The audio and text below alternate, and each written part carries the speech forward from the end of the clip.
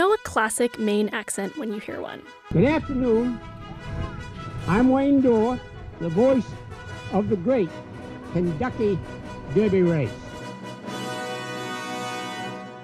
Like Wayne Dorr, whose accent is a highlight of the annual duck race at the Celebrate Bodenham Festival. During the race, Wayne really plays it up. His turns of phrase are distinctly Maine. As they round the first turn, duck 72 and 314, who was one of the early leaders, have swum to the eddy to catch the centrifugal force to throw them toward the finish line at even greater speed.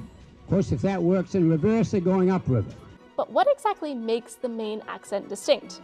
Where did it come from, and is it here to stay?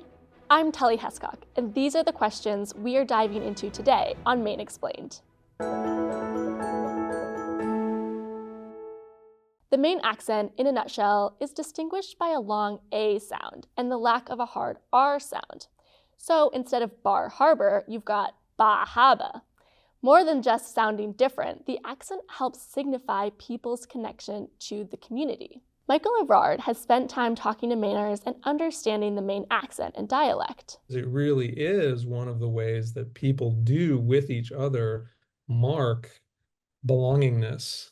Besides announcing duck races, Wayne Dorr has lived in Maine his whole life and been an educator for 58 years.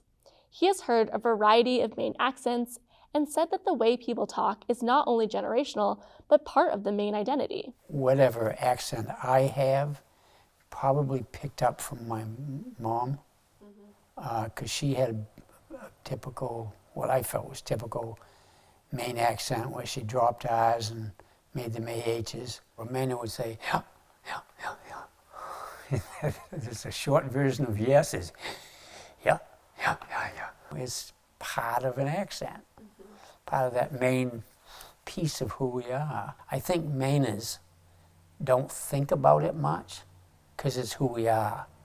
It's what we sound like. Wayne, like other Mainers, inherited his accent from his family and the community around him, and his parents learned it from their parents, and so on. But where did it all originate? James Stanford is a sociolinguist at Dartmouth College. He says the Maine and New England accent we hear is called non-rhotic speech, which is a fancy way of saying the R sound is dropped at the end of words, making the car you drive a ka.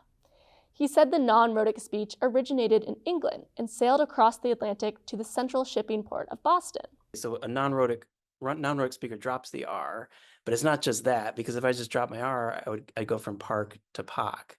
That's like a classic New York dialect, but the classic New England pronunciation is more like pack, because the vowel actually shifted.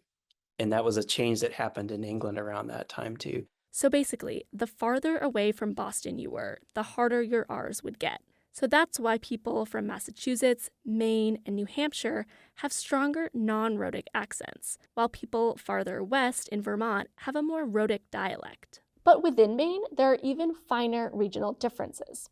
Many people say they hear the accent stronger on the coast or in western Maine, but hear it less in Portland. And technically, Portland is closer to Boston, so wouldn't people in Portland have stronger accents? Stanford said people in rural Maine have often lived there longer, so they may have grown up around the Maine accent and carried it into adulthood.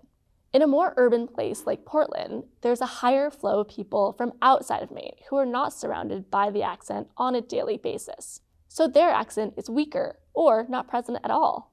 A lot of Mainers deny that they have an accent or even that it exists. And as far as what the accent means to people, it doesn't mean anything at all to me. It's not really something to think about. It's like thinking about one of your hands or your foot. It's just something that's there. what does it mean to have a Maine accent? No idea. I don't know, because I get made fun of all the time for the way I talk. I don't think we have the accent. I think everybody else has the accent. But tourists and out-of-staters have a lot to say about the accent. Some of the words are rounded, like lobster.